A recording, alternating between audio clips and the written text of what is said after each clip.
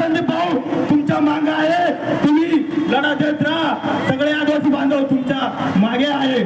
तर आज संभाजीनगर येथे बेटी बचाव आंदोलन काढण्याचं कारण एकच आहे मित्रांनो, की हा अन्याय अत्याचार फक्त आपल्या आदिवासी समाजावर होतो आणि हा अन्याय अत्याचार होण्याचं कारण एकच आहे, आपला समाज हा अन्याय अत्याचार सहन करून घेतो। तर मित्रांनो कुठे जागे व्हा, अजून पण वेळ गेलेली नाहीये, आपलं सरकार जर आली तर आपली चालेल। तर जे काय आपले माणसं असतील समाजामध्ये संदीप भाऊ सारखे व तसेच सागर भाऊ आपल्या आदिवासी विभाग यांना सपोर्ट करा व यांच्या कार्याला यांना आधार द्या। तर मित्रांनो अतिशय निंदनीय घटना आहे आपली राक्षसाईची।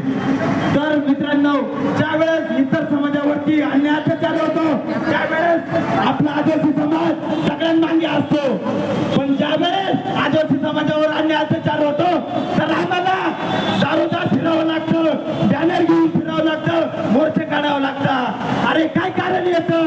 एकच कारण आहे मित्रांनो, माझ्या आदिवासी बांधव तुम्ही जागे व्हा। आपल्याला बाबासाहेबांनी एवढे कायदे दिले आहे व एवढे त्यांनी आपल्यासाठी काही काम करून गेले आहे, तर त्या कार्याचा तुम्ही लाभ घ्या, त्याचं अध्यक्ष पद घ्या, जेणेकरून समाजामध्ये व या हा जो लाचारीचा समाज जो आपल्यावरती जेवढा अन्याय अत्याचार होतो त्यावरती लक्ष देत नाही।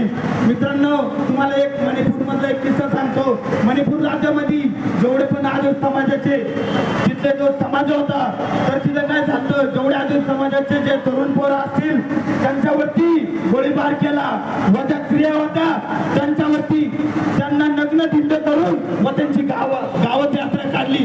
काय एवढा लाचारीचा, काय एवढा आपल्यावरती अन्याय अत्याचार। तर हा अन्याय अत्याचार दूर झाला पाहिजे मित्रांनो। आणि मी पण तुम्हाला एकच सांगू शकतो, जेवढे आले तेवढेच खूप आहे आपल्यासाठी, आणि जो आपला हा अन्याय विरोध जो आपण जो लढा घेतला आहे तो तर आम्ही हक्काने मिळवणारच। एवढे बोलून माझे शब्द संपवतो। जय जय महाराष्ट्र, जय भीम, जय शिवराय, जय आदिवासी। बोल बिरसा मुंडा की भगवान एकलव्य की, बोल टांट्या मामा की। सगळ्यांना खतरनाक जय आदिवासी। पुन्हा एकदा तुम्हा सर्वांचा मी मनापासून आभार व्यक्त करतो मित्रांनो, तुम्ही आपला किमती वेळ देऊन आले।